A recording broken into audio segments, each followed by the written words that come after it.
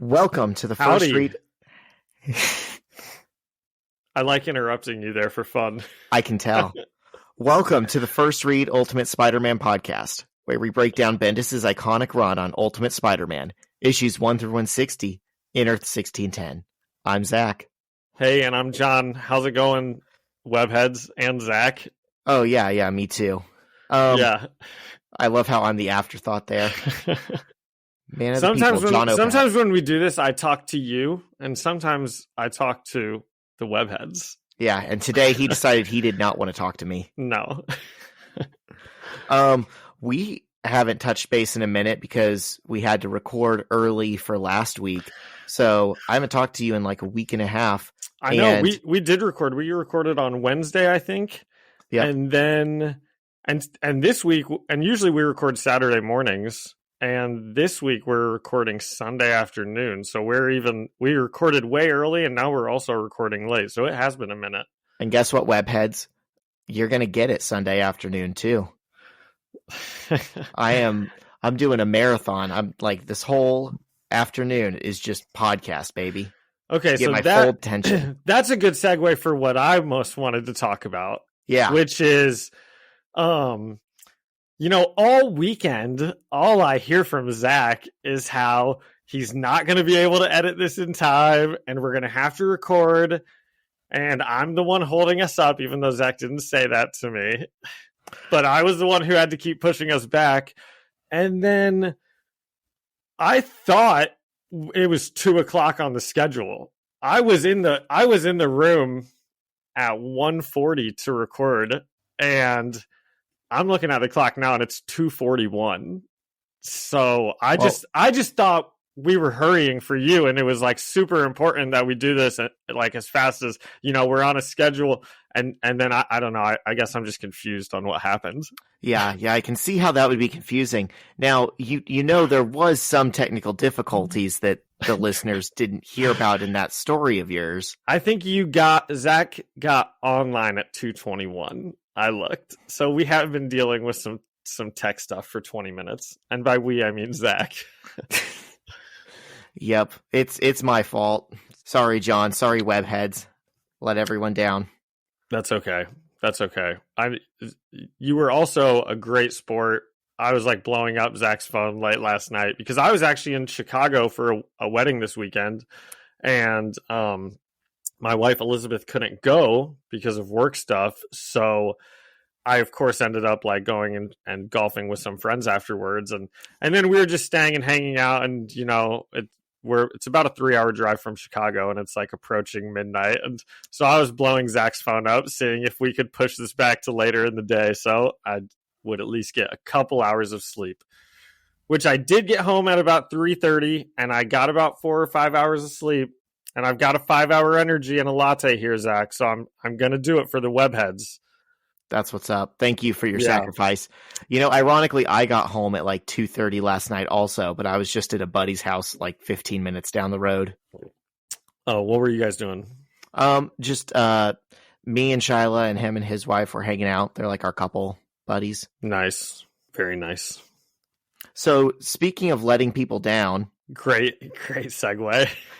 I got to know what happened with your sister and Taylor Swift tickets. Oh, they got them. Scam? It went off without a hitch.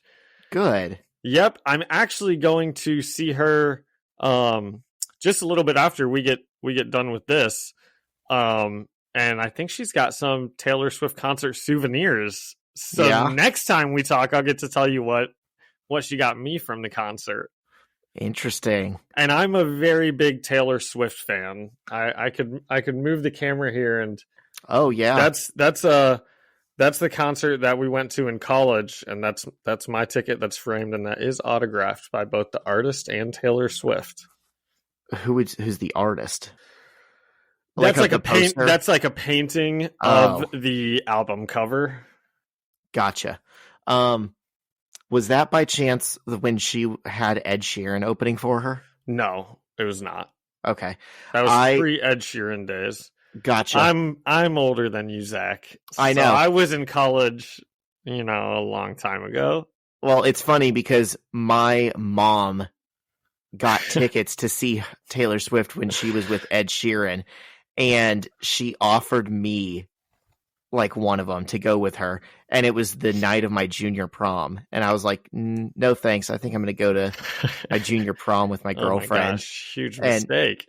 Yeah, apparently, because now it's like people are having to sell their cars to see. Well, Taylor I don't know. Swift. You know what? Maybe Ed Sheeran was the opener there, and I just don't know because I have no idea. Here, I'm going to go look at the ticket, and I'm going to see if it says who the opener is. Nope, it doesn't say. So we'll never know. Yeah, he could have opened. It was like so. I mean, I wouldn't have known that name. So my mom didn't. She came back and was talking about how great this guy who opened was, and then like a year later, Ed Sheeran's on the radio. Wow, that's really funny. Now that I think about it, I almost looked it up, but I just don't care enough to find out. I'm realizing of all the shows that I've been to, which has been like hundreds, the two easily most expensive ones that I could have gone to. My mom offered me that Taylor Swift ticket, and then one time my uncle offered me a ticket to see Metallica, and both times I was like, I appreciate that those are like expensive and kind of rare experiences, but I straight up don't listen to either of those artists. I think you're a musical hipster. My wife calls me a snob. That's the word she likes. That's probably a better one. Yeah, snob. Yeah. Oh, all those big popular bands? No, I don't listen to them. It's not even that. Like, I considered it both times, but I then landed on, well, I'd rather someone who's going to enjoy it get that ticket. Yeah. So like my mom took a family friend's daughter who probably enjoyed it more than I ever would have. And, I'm sure my uncle had no trouble finding someone who wanted a Metallica ticket. Yeah. Oh yeah, we were talking about Taylor Swift. That's how we were talking about that. Yeah. Well, what else do we have? Do you have anything? Should we get into Spider-Man? We can get into Spider-Man. But first, a word from our sponsor. Every business says they're better. But the ones that earn and display the BBB seal back it up.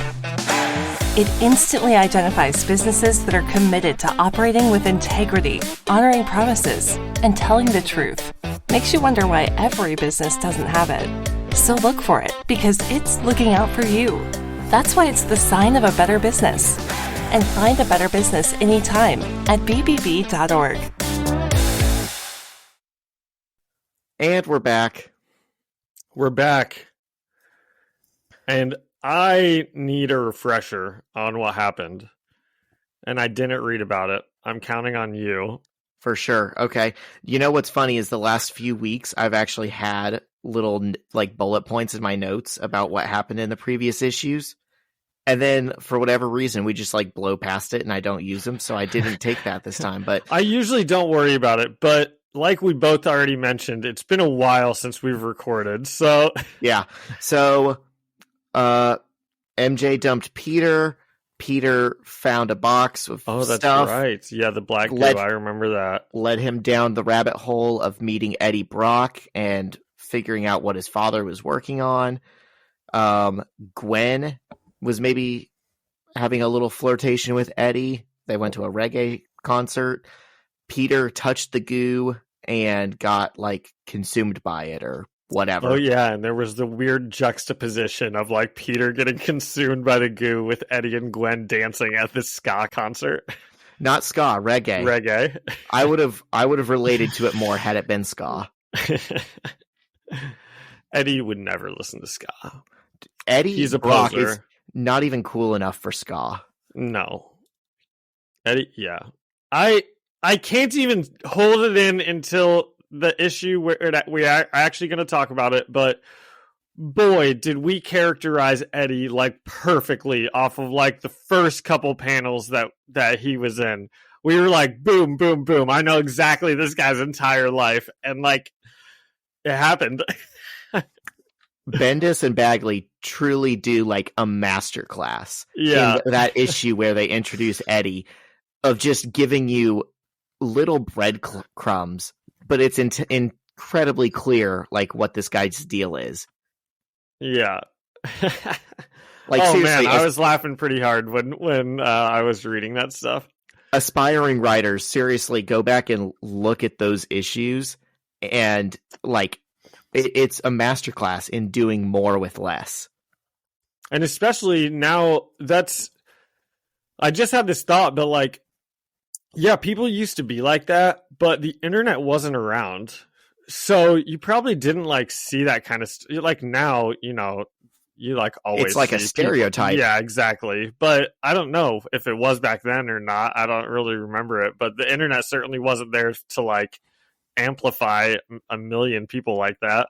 Right. He feels like the kind of dude that you only ever see or encounter on Twitter that like has to live somewhere, but like is definitely on the fringes of society, you know? And he's always just like replying to like any girl's tweet about any topic with like some concern about her appearance or like something. Most beautiful girl in the world posts a selfie and he's like, yeah, nose ring, pass. I'd say you're a 7. Yeah, that's Eddie Brock. They nailed him. That's Eddie Brock in the age of Twitter. Yeah. Okay. So I think that brings us into what we're going to read today. Yep. And Percy's saying hi. So if he accidentally unplugs a mic or just generally causing chaos, that's Percy. So issue 35, Legacy, written by Brian Michael Bendis, pencils by Mark Bagley, inks by Art Taber, colors Transparency Digital, letters Chris Iliopoulos. And we open on a music star walking out of an event or something like that into her limo, and screaming fans are like lining the streets asking her for autographs. And she kind of gets through the crowd and into her limo, only to find, I had to just throw Percy off, and only to find that her driver has been held hostage.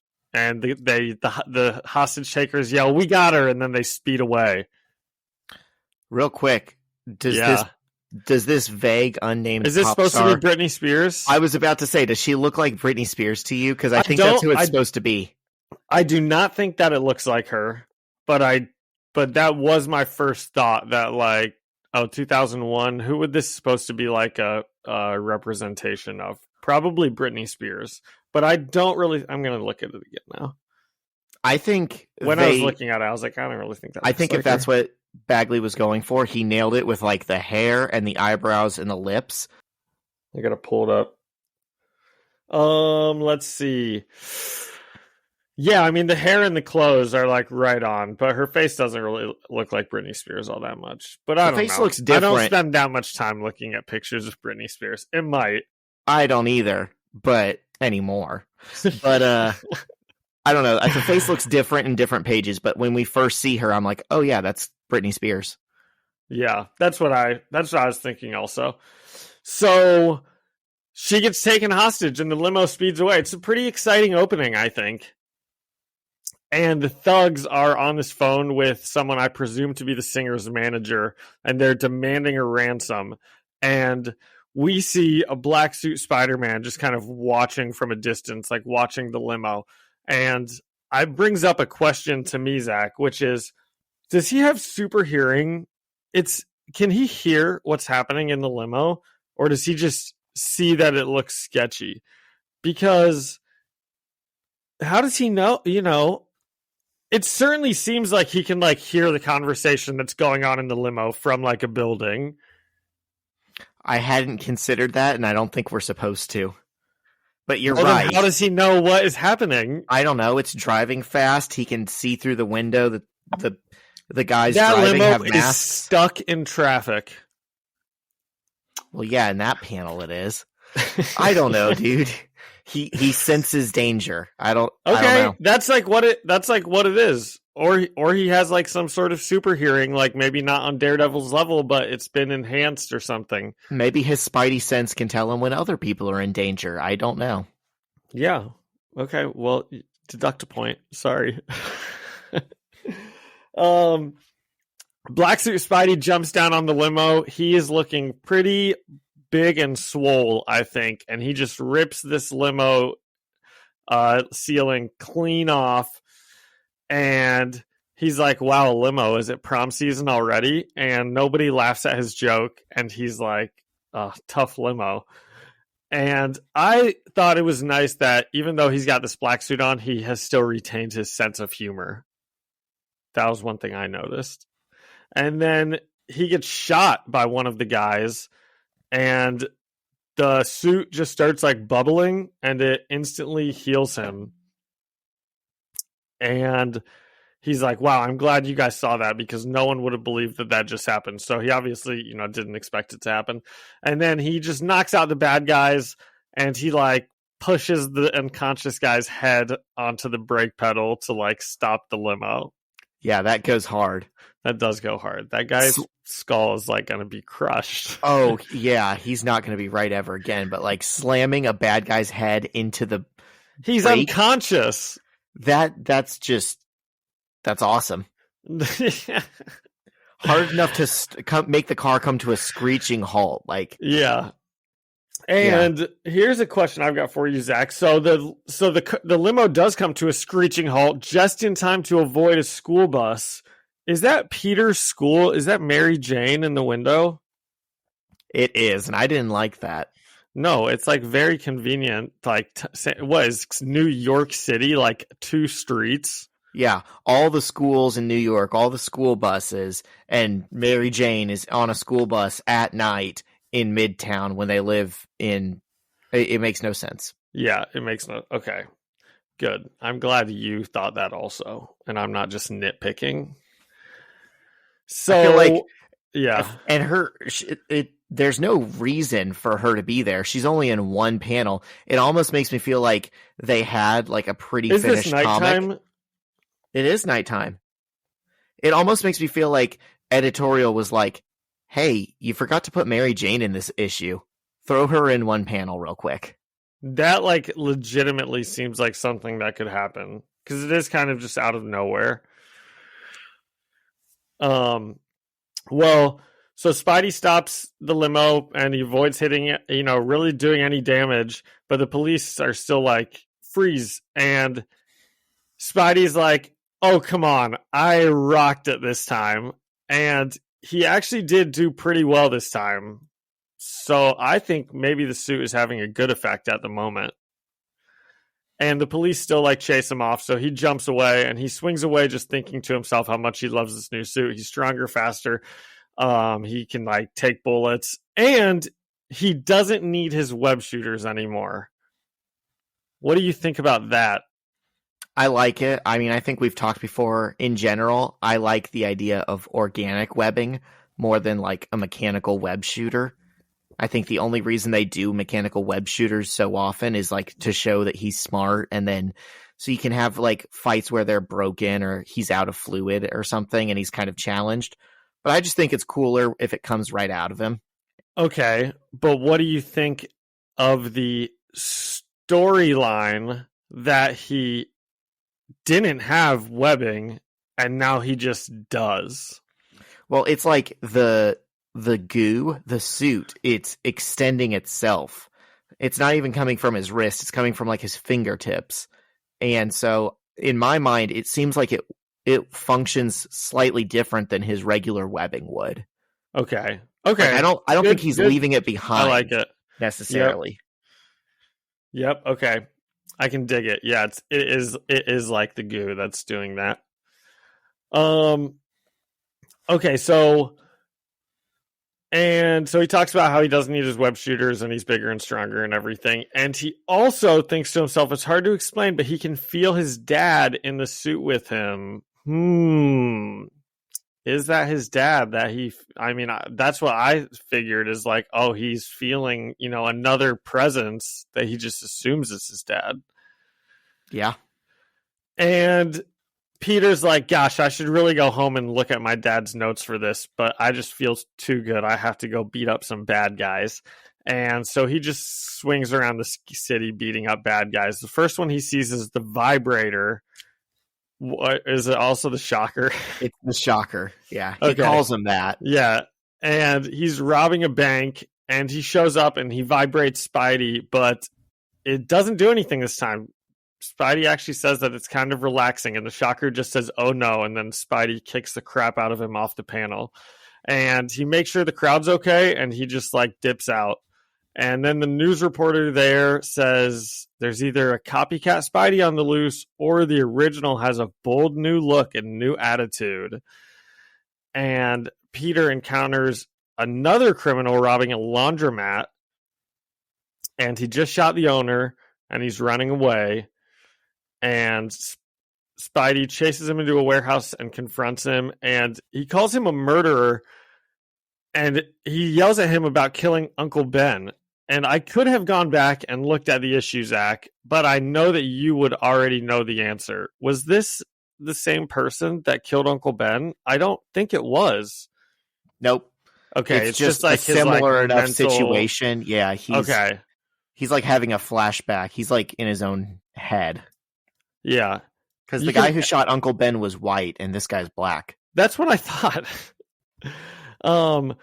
And you can edit this out if you want, but robbing a laundromat is like not an amount of money to be shooting a person over. That is just absurd. Yeah. I'm okay. As long as we're on the same page with that, Zach. Yeah, absolutely. Like if you're going to be got like a bag of nickels in his hand as he runs out. Yeah, if you're going to be committing murder for something that you're stealing, like go big or go home. Okay, good. That's all I was saying. Go after the kingpin. Yes. Yeah. Yeah. Yeah. Rob the kingpin's McDonald's. Great callback, Zach. That's what they pay you for.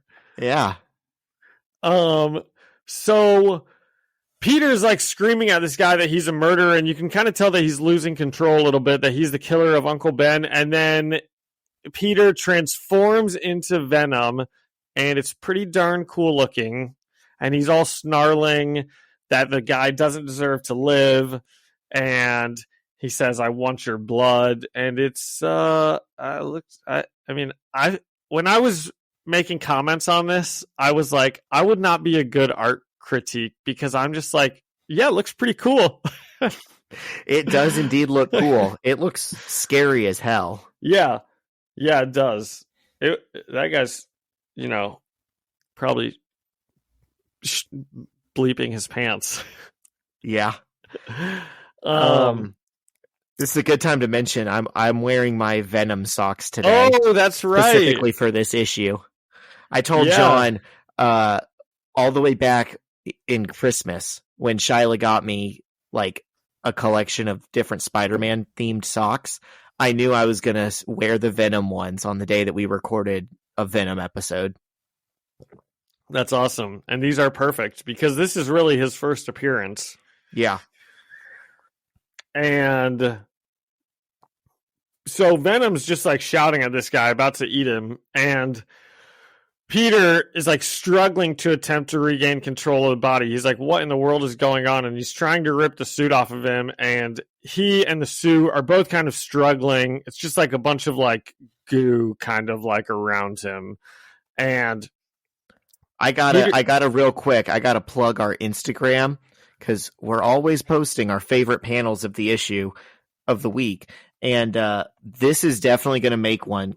Run over to our Instagram right now when you're hearing this and look at how crazy this panel is, because it's like Peter is inside Venom and he's trying to pull his own jaw apart to like rip himself free. It looks sick. Yeah. There are a couple really good ones here of Venom. It's pretty cool. Yeah. And Peter is like losing the fight to gain control, and he's like, this thing is going to kill me. And we get this full page panel of Peter kind of doing like one last push to like get rid of it. And I don't really see the point of this full page panel, Zach. You can maybe post this one if you want. And but he sees like everyone that he's encountered that like has something to do with his Spider-Man life as he's kind of going through the thoughts of like, this thing's going to kill me. I have to get this thing off. And he's like doing his like final push to get it off. I don't think that this was, okay, just tell me what you think. I mean, it's obviously not literal. I think to some degree it was an excuse for Mark Bagley to just draw a cool full page spread that you can look at and be like, oh, that's sick. I know all those people. Okay, I was thinking it was kind of, I was hoping you were going to tell me that you thought it was literal, because that's like the only thing that I think would redeem it is if that was somehow like Venom, I don't know, like, getting in his brain or something, or maybe he's, I don't know, right? It doesn't make any sense. I think it's just a metaphor for him like reasserting himself, Oh, like, okay. His memories, his willpower's kind of winning out, and it's showing like he's kind of thinking about his own history to show that like he's Peter. He's not Venom. Oh, I love that. See, Zach, gosh. That you're only going to get that type of commentary from us webheads. So many times I'm like, I don't like this, and then Zach explains it, and I'm like, oh, that's pretty good. You're easily sold. I am. Yep. I'm just sold by the last person to stop talking. Like, that's a good point. Yeah, that's also a good point.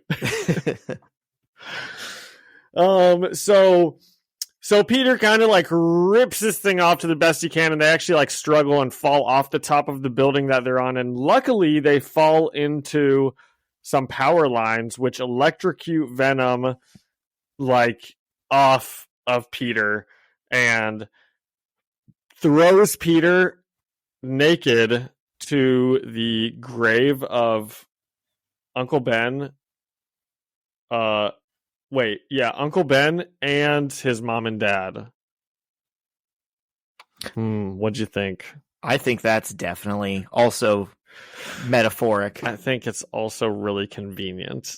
Like the school bus with Mary Jane showing up. It's incredibly unlikely. All of this stuff is not happening within like a 5 neighborhood backyard. I'm sorry. I didn't mean 5 neighborhood. I meant 5 houses like distance within each other. Most people don't know this, but all of New York is actually like 1 square mile. Yeah, that's true. That's why it seems so crowded. Yeah, there's actually only like 100 people that live there. Yeah, so I never guess. No one can sleep. Yeah, it's just it's not enough space. I have another comment on this panel. Yes, what are you going to say about it? Do you have one? Or are we about to say the same thing? I think we've both got some ideas. What are you going to say? There's no space for Aunt May on that tombstone. It's so rude. Well, also, his parents died like 10 years before Uncle Ben, so they had to have made a new tombstone. Well, no, so that is okay, because maybe they had all decided we are going to get buried in the same 4 spots, right? Yeah. Because sometimes people do that, and that's why you'll go and see tombstones where only half of it's filled in. It's because, the other person that's going to be on that tombstone is still living. So I don't have a problem with that. But I do have a problem with them doing that on a 3-person tombstone, because that's what? Again,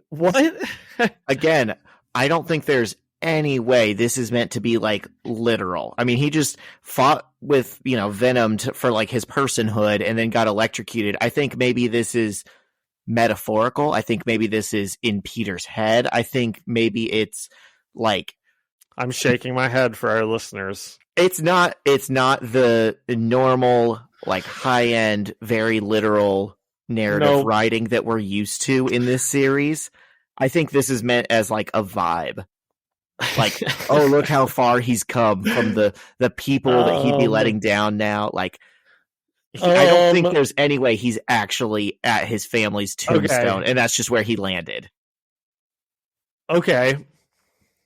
I don't agree. So, in the page just a couple pages back, when we talked about it being in his head and a metaphor, it is clearly drawn in a different color that is not real life. There's nothing in this panel that would make you think that this is a dream or anything like that. I don't know. Maybe it just sucks. And maybe it's just a stupid idea. Well, I was kind of looking at it because I don't know. Maybe it potentially could be because the grass doesn't quite come all the way to the bottom. So maybe it looks like it's kind of like in a black space. So potentially, but I really don't think so. I think it's just like a convenient thing that is like, look at how the universe matches up, that he got thrown off here right into the gravesite of his parents. And that would almost be okay if he didn't run into Mary Jane on the bus earlier. But both of those things happening are very convenient, and it's still fine because I still thought that this was a really good one. And I liked it pretty much cover to cover. Yeah. I think it's funny that it says, here lies Mary Parker, a woman of integrity and beauty. Here lies Richard Parker, a father, a husband, a man of science. Here lies Ben Parker. I've walked and I've crawled on 6 crooked highways by Bob Dylan. Like that's really funny. He is such a hippie. I love it. It's funny. A good bit to come back to. Well, now that you have mentioned these, boy, Bendis, just like take a couple extra minutes looking at this, because I also don't think that whoever's coming up with these would put a father, a husband for Richard Parker, but would not put a mother, a wife for Mary Parker. Zach, am I wrong? Yeah, I mean, it's kind of sexist that it's like, oh, he's a father, a husband, a man of science, and like two things she's a woman of integrity and beauty. Yeah, 2 things describe her, and one of them is, oh, she was pretty. Yeah, okay. I still thought it was really good. I'm not going to nitpick too much. Yeah, I don't have a rating system for it, so okay. Let's think. What happened in this issue? He fought a lot of bad guys. Oh, I did have an idea.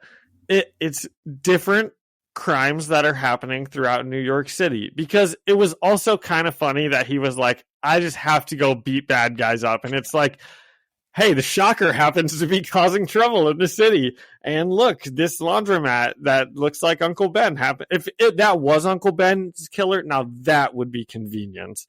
That would have been a little bit too convenient for my liking. That would have been, yeah. I do think it's funny. It's like the Spider-Man video game. It's like, oh, you want to find a violent crime going on right now? Well, sure, buddy. Just walk a couple blocks. The door. Yeah. You'll find plenty of them. Yeah, and they're like supervillains also. Everyone has a gimmick. And it's like the dead of night, too. It's not rush hour or anything.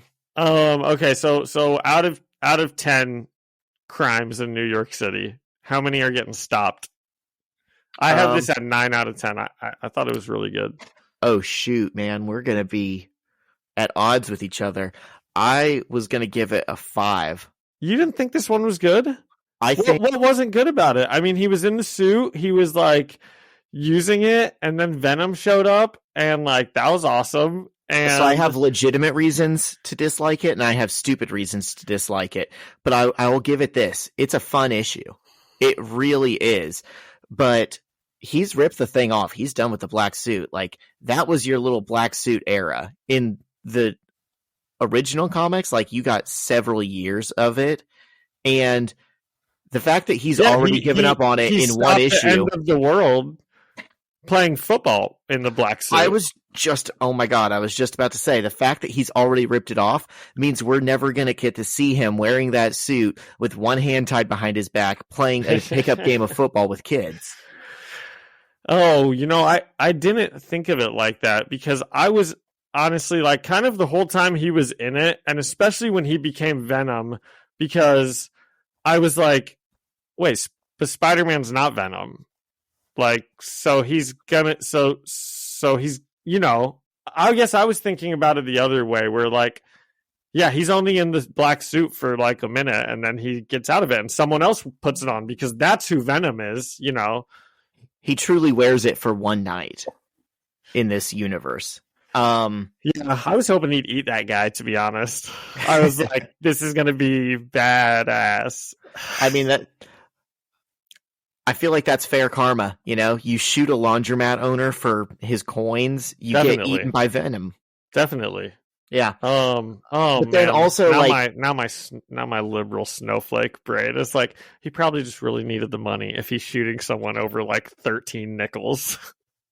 he needed to take it to go to his laundromat to get his laundry done. That's true. He had a job interview and he needed his suit cleaned. He was trying to get out of this mess. It's a vicious cycle. Gosh.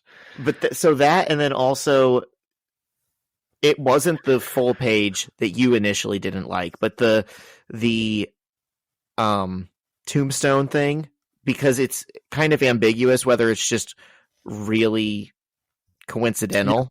I don't like that one either. Yeah. And then also, like, there's just not a lot of depth to this issue. He's not interacting with anyone. He's not really talking to anyone. He doesn't see any of his other cast members. You know, it's just, oh, he jumps from page to page fighting bad guys and then rips the suit off. Yeah.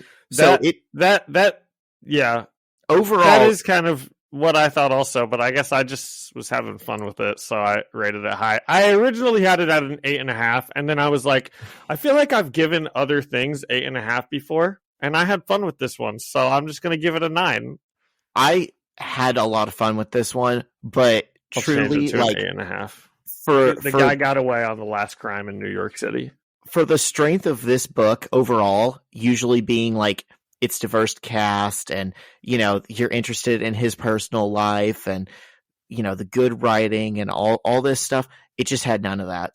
I guess maybe one thing I really liked that you are looking at it in a different way is I liked seeing him in the black suit. So I was like, this is cool. Like, you know, Spider-Man is in the black suit and he's Venom. This is a top tier issue.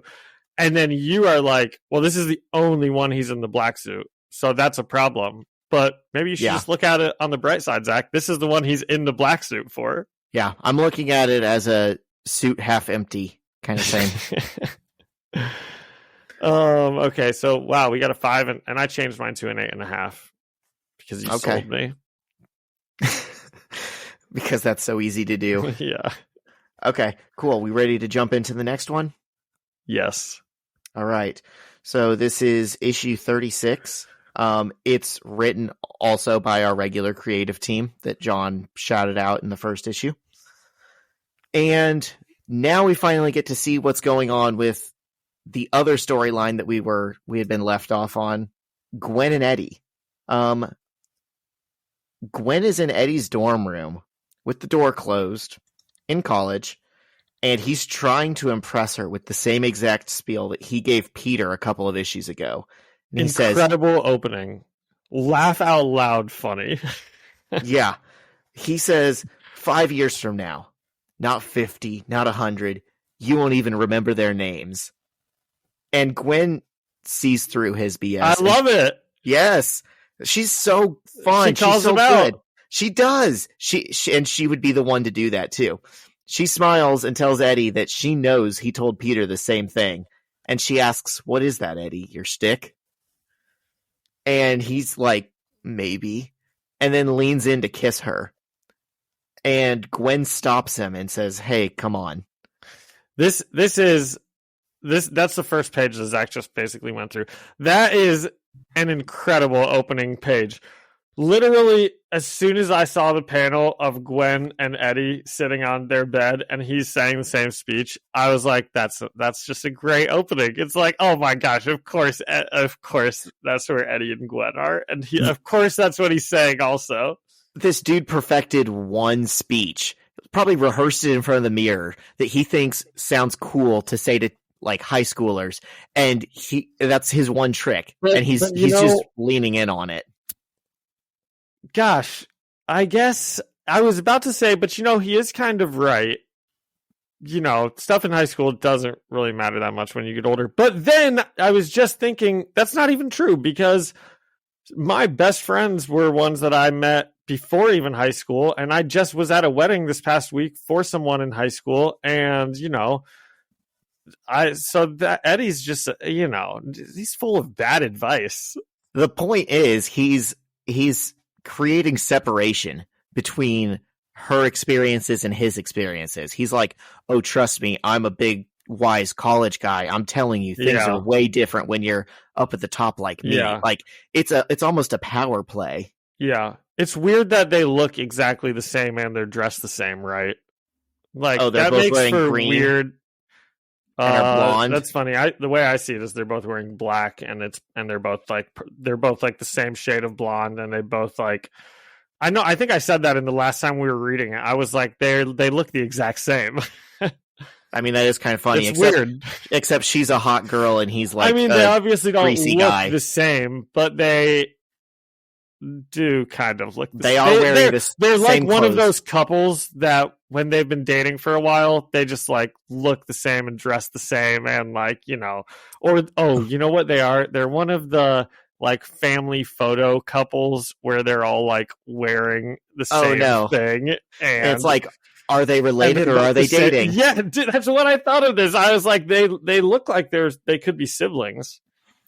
Congratulations. I didn't think I could hate this dynamic anymore, and then you just made me hate it more. Good. Go Eddie. Team Eddie. Oh my god. No. Just kidding. Yeah. I was just about to say, I was like, so it sounds like you like this page. Are you starting to come around on Team Gwen? I'm very I am. I actually do really like Gwen this episode. I do have I don't remember. We'll have to get into it. Maybe she annoyed me a bit, but I don't really remember. We got to go through it. But I like Gwen a lot here. Yeah. So, like I said, Eddie tries to kiss her, and she stops him, and she's like, "Hey, come on!" And Eddie gets mad and says, "Seriously? Why?" And Gwen says, "I'm only 15, first of all," which is a good enough reason. There shouldn't be a second of all after that. I mean, yeah. And Eddie tells her, "I thought you wouldn't care about something like that. A girl like you." And she asks him what he means by that. And Eddie says, "Will you come up here to my college dorm room?" And Gwen interrupts him and says, "To hang out." Eddie glares at her, and Gwen gets her coat to leave. And then he calls her a tease, and Gwen slams the door on the way out. And then he's sitting alone in his room, and he's still grumbling to himself. And he's like, they're all the same. They never change. Yeah. Classic. Yeah. Real ladies' man. And he has, his like computer desk, he has like a picture of a woman in a bikini. And then he has another picture of another woman that I'm not sure who it is. Just based on the look and the time period, it makes me think it's Hillary Clinton, but I don't know why it would be there. I don't know why that would be Hillary Clinton. And then there's a sign that says truth. Yeah. Well, I'm seeing, if you flip the page, he's got two different posters of girls in bikinis. What? No. There's the one in the red, and then on... Oh my gosh, there's three! Because there's whoever's behind Gwen also is another picture of a woman, obviously. This dude is diabolically horny. And there's three signs that say truth. Actually, this is actually, Zach, I don't think that this is different pictures of women at different angles of the room. I think that this is what's the word? I think it's a drawing mistake, because that's where his computer is. Oh, the posters changed. They're not different posters. So the posters change. Or potentially it just gets cut off a little bit. Anyway, we don't really have to spend too much time dissecting the intricacies of He's got those electronic Eddie Brock. He's got those digital picture frames that just keep changing it to different women. That's what it could be. Yeah. Most of them are wearing bikinis, but every once in a while it cycles around to Hillary Clinton. Yeah. So he turns on the news and he sees a report of Peter stopping crimes in his new black suit. And Eddie recognizes the suit and runs to the science building. And he gets in just in time to catch Peter without any shoes on, removing the vial of goo from its secure container. And he looks at Peter in shock and notices the drops of black goo on Peter and the black footprints and handprints on the wall leading down from an open skylight window. and he snaps at Peter, yelling, "What have you done?" And Peter tries to explain, saying, "Eddie, listen to me. This thing our fathers created, it's uncontrollable. And if it is controllable, we don't have the ability to contain it. We can't take responsibility for it." And Eddie says, "I trusted you with a secret. I trusted you, and what do? Who are you, Peter?" And Peter says he wants to destroy it, and Eddie tries to pull the bottle away from him. And Peter grabs Eddie with one hand by the shirt and lifts him into the air. And then immediately realizes he shouldn't have done that and puts him down and apologizes. So I think that means the venom is maybe still affecting his emotions. Well, I think it definitely is, but also maybe that explains why he's like, I didn't notice that he had like black footprints coming in. And I think I also didn't realize that he's taking the vat out, like you said. Whereas I guess I assumed he was putting it back. Not putting it back, but like putting it back in the container or something like that. You know, like he had the goo because it was all on him. But maybe only a drop was on him and the rest was still in the thing. But I assumed it all absorbed onto him. Like now, it's a sticky putty or something. I thought we saw like he gets a drop on him and then like oil it just spreads. He like put his finger in and touched it and it like went up. I must be thinking of something else. Maybe a drop did drip on him. Yeah, you're right. I think. Okay. Eddie says, "God, what are you? You're Spider-Man, aren't you? You're a mutant?" And Peter says he's not a mutant, and again says they have to destroy the suit. And Eddie demands to know what's going on and says if Peter doesn't tell him, he's going to call the police. And Peter explains everything to him off panel, and we see his story ending with Peter stealing someone's clothes out of the garbage just to get over to the science building. And pretty nice clothes for the garbage. Yeah, I don't know why they were throwing them away. Yeah. Peter says he knows this isn't fair to Eddie, and he's sorry about that. And he has a full page monologue telling Eddie that he wanted to tell him everything, but he's seen men smarter than both of them mess with stuff like this, and it's destroyed their lives. And he... Well explained, Zach. I was hoping you were not going to read that entire page, because that, like the other full drawing page that I didn't understand, I don't think that this hits hard at all. It like doesn't hit the way it's supposed to. It's too much text, and it's not interesting text. It's just like, dude. And the visuals behind it is just Peter talking. It's just not good. It's not interesting in any way. There's nothing. There's no hook. There's nothing to draw you into the page. Yeah, it's not bad. It's just sometimes I'm too mean. It's just not interesting. Yeah, the art is good. I mean, it's as good as Bagley ever is. Too much text. It's just a face against like negative space. Yeah. This whole conversation, this whole issue, so really much text. It's just going over the same things over and over again. It's just repeating Peter's point of view. I love that you said that, because that's my biggest thing is, you know, we're only like halfway through, but Peter spends like 7 pages of text heavy pages being like, I have to destroy it, Eddie. This is all the reasons why I have to destroy it. I'm really sorry, but I'm going to destroy it. And it's like, dude, we get it. Go and destroy it. You know, it's okay. Between all the Eddie's like, I can't stop you. And it's like, it's just walk out the door. Yeah, between all of the repetition in this issue with him talking to Eddie and just the repetition in the last issue of him just going and beating up random thugs, these could have been combined to one issue.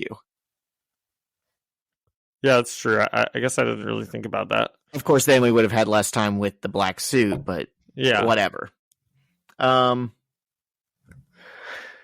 It is kind of funny that Peter was in the black suit for one day. He's like, okay, this thing's pretty awesome. I'm faster. I'm stronger. The shocker thing doesn't hurt me. I can expand my own webs. It can do a million things better. Bullets don't hit me. And then he like loses control and he's like, I just have to destroy it. And I feel like he would be like, I can fix this or something. Like, I should be able to learn how to control this. God, you almost eat one guy. I mean, because that's not a Venom problem, Zach. That right there that just happened to him, that's a problem that could go away with some therapy. That's an Uncle Ben issue. That's not a Venom issue. Right. Who's to say someone who is pretty well adjusted, who didn't watch their uncle die, exact same wouldn't situation, put that on and be fine. Yeah. That's I don't know. point. Maybe Eddie will be really good in this Venom suit. He seems like a good dude. Yeah. So Eddie says, Peter, this is all I have left of my father. And Peter says he knows exactly how Eddie feels, but that this thing is a virus. It's a cancer. He says, our fathers died for this, and we aren't smart enough to contain it, and we can't trust anyone else with it. And he says to Eddie, okay, I'm going to destroy it. I'm going to take this thing, and I'm going to destroy it now. And he Eddie's still just hasn't even read all of his dad's notes on it. He hasn't. Dude, just like look at the thing. Just look. He's a science guy, right? And he doesn't even. He said I should go home and look at my dad's notes. He never got around to that. Read what your dad had to say about what you just experienced. I like this beat. I feel like it shows maturity and like seeing the bigger picture and kind of some humility for him to understand, oh, this is something that's beyond my pay grade. It's my dad didn't know what he was messing with. Like, I think it's really big of Peter to know that it's more important to destroy his father's work to protect the world from it. I don't think that the dad didn't know what he was messing with. They got like murdered because they were like, probably like onto something big. So they just didn't get to finish.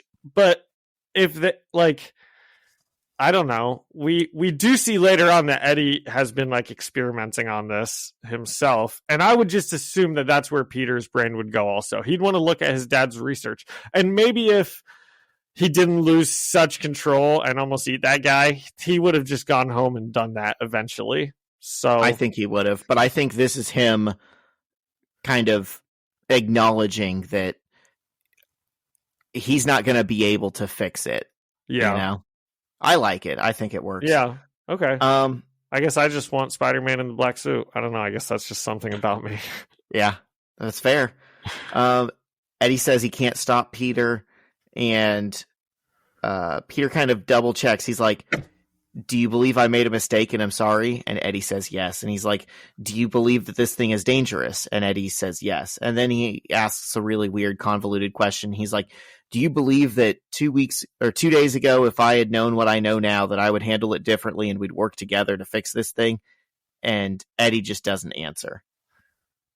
And yeah, none of this conversation I think is like dialogued out very well. But that's it's okay. not. Yeah, for a really good creative team that's given us a lot of great stories, it's okay that they had like 2 off months. Yeah. So Peter takes the container to the top of a power plant fume and drops it in the fire. And later on, he sneaks into his. Sorry, I have to talk more about the dialogue. Okay. So that point where Zach ended isn't even where it ended. It went on for like a full another page, and Peter's like, "You're the only one that knows I'm Spider-Man. Obviously you can't say anything." And he's like, "So are you going to say anything?" And Eddie says, "I'm not Ann bleep. I swear." And the bleep is 4 letters, and I don't know what that could. I don't know what he could be saying, because it says Ann also. Yeah. So anyway, Zach, it took me out of it. Proper English. Yeah. Thank you for mentioning that, because I did accidentally skip over that in my notes. The way their conversation ends, Eddie calls Peter amazing, and he walks away saying, I just got to ingest this. And he's being like shady as can be, walking away. Like, you can tell he's all of a sudden he's like, oh, I just remembered. I got to go, man. I got to take all this in. This is a lot that we just went over. I got to take all this in. Yeah, he suddenly changes his tune and is like, I get it, man. We're cool. and walks away. Okay, see ya. I gotta go. So Peter drops the goo into a power plant. He goes home, he changes clothes, and he walks around looking for Aunt May, but Gwen is sitting on the couch and says she's at the PTA thing. And Gwen has like a mad look on her face and asks Peter if he talked to his buddy Eddie. And he says no. And asks her what's up. And Gwen's like, between you and me, your little boyhood pal's a dirtbag. And Gwen tells Peter what happened, saying he took me up to his room and tried stuff. And then he got all, like a guy when I wouldn't let him. And Peter, who is very bad at talking to women, says, "You didn't?" And Gwen yells at him, "No."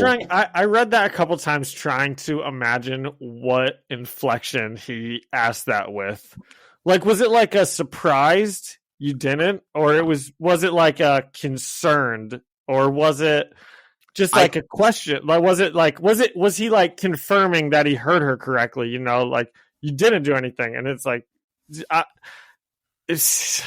think he was surprised. I thought he was like, "Oh man, I think he thinks that she's easy." And Eddie thought that. And Gwen yells at him. She's like, "No, my dad just died, man. I told him that, and he still goes and tried stuff." And Peter says he thinks Eddie's mad at him anyhow, but then says, "Doesn't mean he's all bad. He just made a..." And Gwen cuts Peter off and says, "Trust me, I have almost superhuman sixth sense about these things. He's a bad guy." And I do really like Gwen in this issue. I'm not annoyed with her at all. I don't know what I was thinking. Yeah. She's great. Welcome to the Gwen gang. She's fun. Mary Jane's just riding around in buses all day. Look, Gwen is over here contributing to the plot. They don't have to be put in opposition to each other. I like them both. They could be friends. I mean, they're not going to be, but they could be. They should be. But just like on cue, after Gwen says Eddie's a bad guy, we see a flashback to 43 minutes ago when Eddie told Peter he just has to ingest this. He walked away, then turned back after Peter left and unlocked a second cabinet holding another container of goo. So he had like split it apart or copied it or something.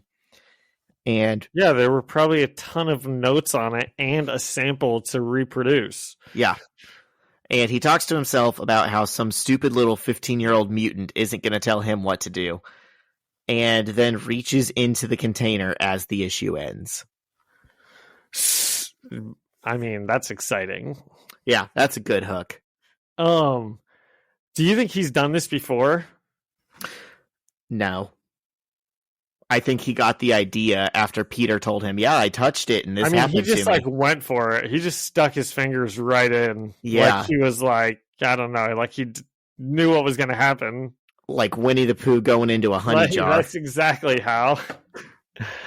No personal protective equipment or anything. Yeah. I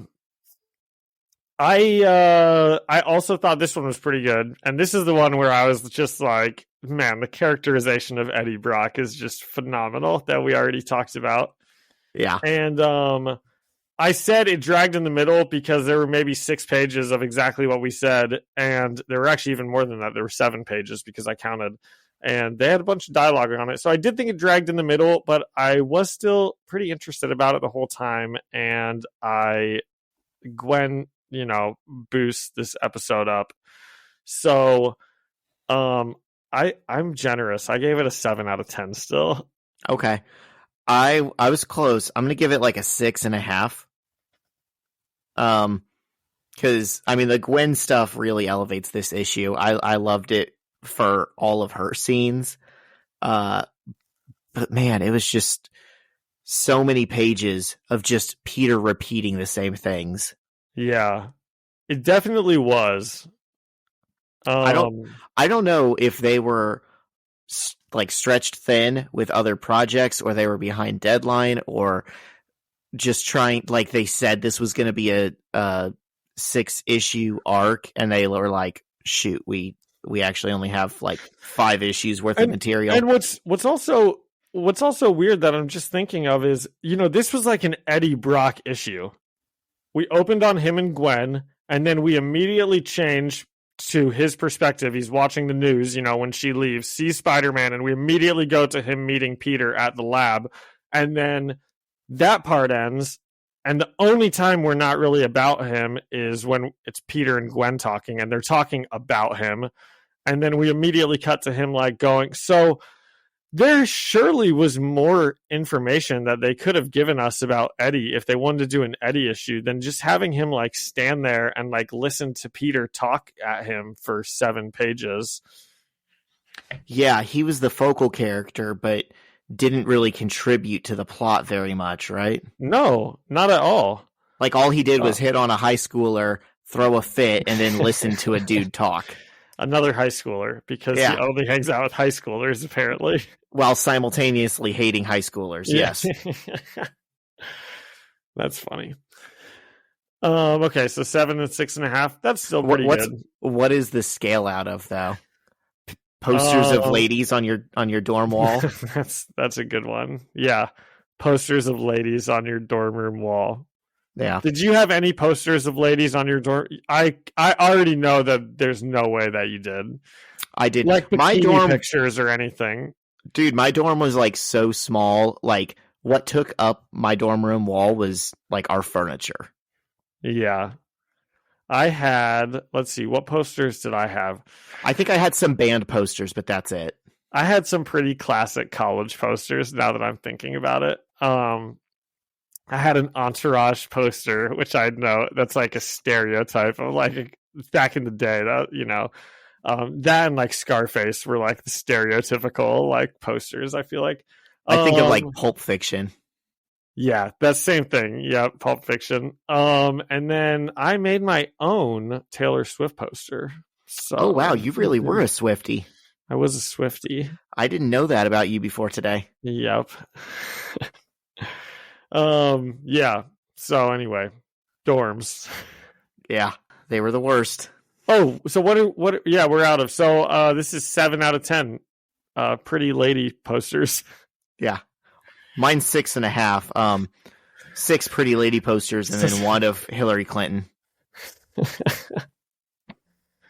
That's funny. And it's a little rude, but she can handle it. She's heard worse about herself. That's true.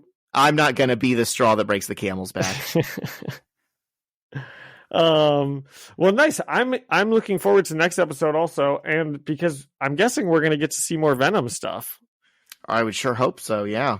Yeah. I don't like Eddie much. I wish someone else was in the suit, like a character that I cared about more. Yeah. But I guess that's good for Venom, that he's going to amplify this guy's like hatred of life. Yeah. He's going to go terrorize a high school. Dude. Okay, so we get that. And are we doing that next week? Yep, we're jumping into issues 37 and 38 next week. We're staying on the same thing for multiple weeks. I know, you're thriving. Although I do like bouncing back and forth. And actually, I'm going to say this right now, Zach. Well, we'll talk about it. Maybe issues 37 and 38 won't be our next podcast, because maybe we'll do a bonus one over something. Yeah. Do you want to tease it out a little more, or? Well, I guess we're done with the issues, right? So we can move on to just anything we want to talk about again. Yeah. So you have seen Across the Spider-Verse. Yes. And I'm guessing you thought it was pretty good, because that seems to be the consensus. Yeah. I took issue with the people in my theater, but the movie itself was very good. Okay. Well, I think I will try to go and see that tomorrow.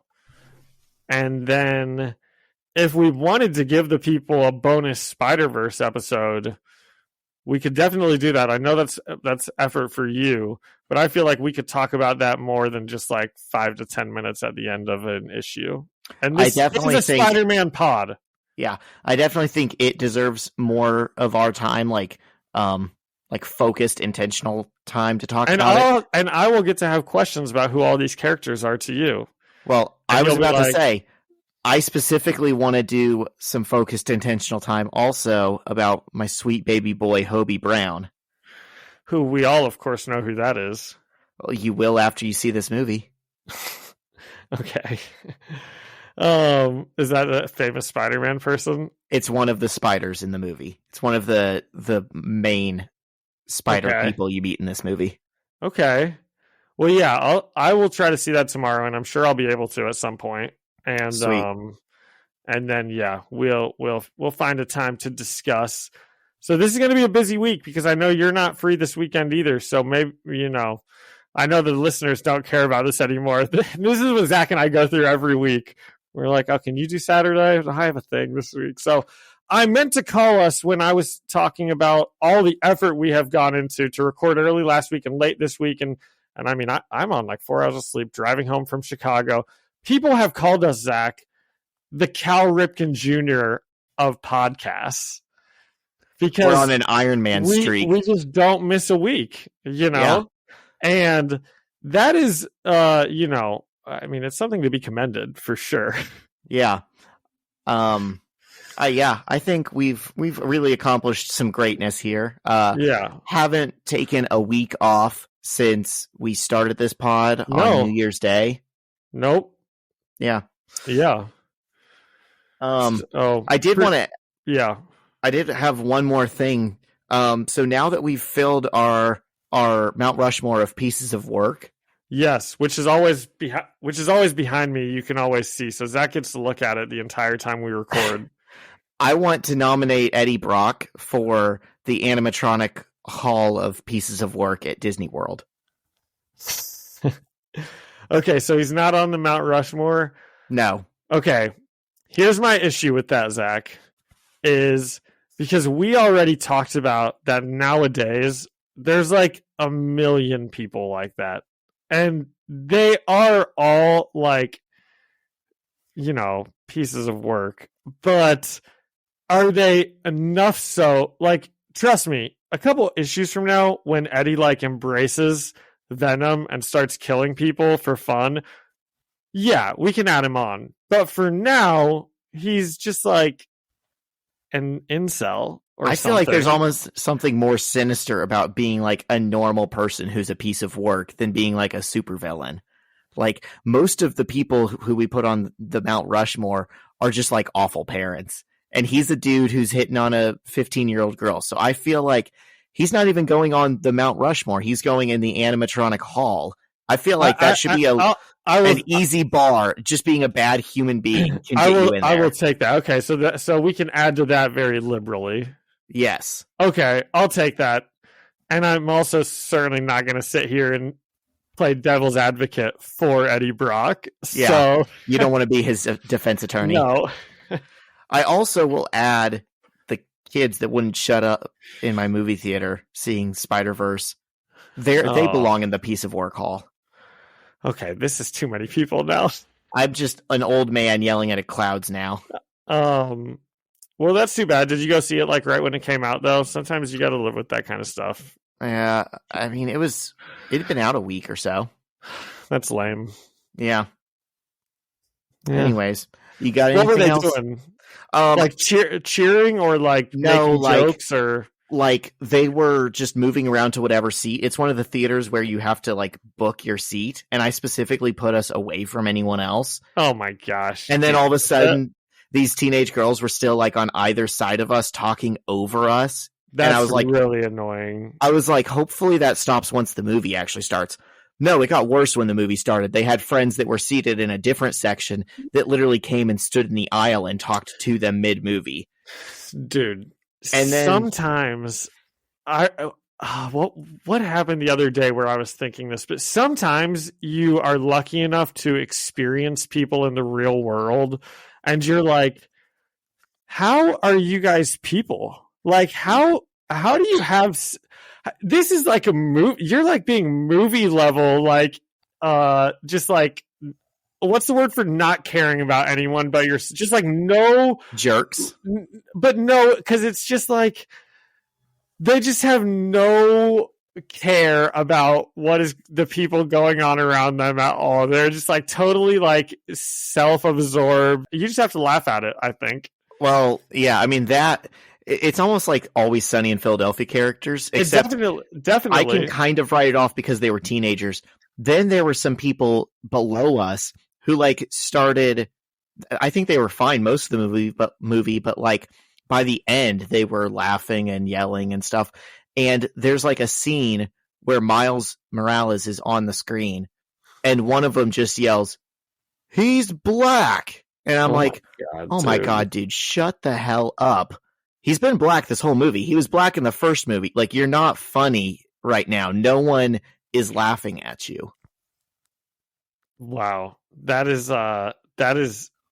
very small town Indiana. So what do you think? Now I'm so curious about what the point this guy was making. Was he like saying that like as an insult or like as a like? I think he was just saying it for shock effect. I think he just was like another teenager who just wanted to cause a scene in public and make people mad. Oh my gosh. And we're giving him exactly what he wants. Oh man. Well, that's funny, dude. That is that does stink, but sometimes you just do meet people like that and you're like, man, how? Yeah. It's people who don't see how their actions affect the others around them. That's what I was like trying to come up with. And those people are so funny to me. Or even worse, they're banking on their actions ruining everyone else around them. Probably. Yeah. Okay. Can we end on a more positive note than that? Yeah. Yeah. Sorry. I'll probably see it again, so I just don't have to deal with that and can just appreciate the movie. Yeah. Okay. Ooh. Okay. What can we end on this? Oh, here's something fun. So we had our teachers versus seventh graders kickball game to end the school year. I meant to tell you this at the last time we recorded, and of course I am like a beast, and I'm like the most athletic teacher, except for maybe like the vice principal. So I'm just out there like making catches and like kicking home runs, and just like, you know, we're getting demolished because there's 50 seventh graders. But whatever, Zach. The point is, I come back after making some cool catches, and one of the younger kids is like, "You're like Spider-Man." And I'm like, oh, okay, cool. And don't think anything of it. And then like 2 innings later, I make another catch and he says the same thing. He goes, "You're like Spider-Man because you catch everything around you." And I'm like, oh, okay, right on. Good one. You know? Yeah. Like, sticky fingers. So anyway, I was like, oh, I'll say it on the pod. I'm like Spider-Man because my kickball skills. That's great. I love that. That's wholesome. And this kid didn't even know he was talking. And this kid didn't even know. It co-host made me nervous for a second. Of the #1 Spider-Man podcast for sports fans. Yes. The Cal Ripken Jr.'s of Spider-Man podcasting. Dude, that's great. I love that for you. I definitely would not be that teacher who is like killing it at kickball. My body is revolting against me. That's funny. There were some teachers like that, but you know, oh well. It's not about winning. It's about having fun and looking cool in front of seventh graders. And looking cool. Yeah, exactly. No, cut that last line out. I don't want to do that at all. So I'm not even going to joke about it. No. I hope those kids think I'm the biggest loser ever, forever. You don't even have to cut this out. Don't cut it out, Zach. If anyone finds this podcast, any of my students, stop calling me dude and bro and touching me randomly. They'll come up to me and like put their hand on my shoulder, and I'm like, please don't touch people without their permission. You know, you should know that by now. Dude, don't call me dude. I'm not your friend, pal. I'm not. I'm like, infraction. Don't call me dude. Yeah. Anyway, cut it out or don't. You're the boss here, Zach. Well, yeah, we'll see what happens. Okay. Well, now I don't have anything left. All right, that's cool. I think we killed it. I think this was another good one for the books. Yep. Well, then as always, thank you to Ian Hickey for our music and Alyssa Seaman for the artwork. And you can find Zach and I at the First Read Ultimate Spider-Man podcast on Spotify, Apple Music, anywhere you listen to reviews or podcasts. I'm sorry, I got ahead of myself. The next 10 seconds while I'm talking here, pick your phone up and leave us a review, because it genuinely does help, and Zach and I appreciate it, and it does help with the algorithm, Zach. I know you know that. And we have developed kind of a loyal little following here, so there's no reason we shouldn't get some 5-star reviews. So I'm talking to you who's listening. That was plenty of time for them to leave a review, do you think? And if it wasn't, they have a pause button. Yep, that's true. And you can also leave us a comment on Instagram at First Read Podcast, or send us an email at firstreadspidey@gmail.com, or on YouTube at First Read Ultimate Spider-Man Podcast. See you next week.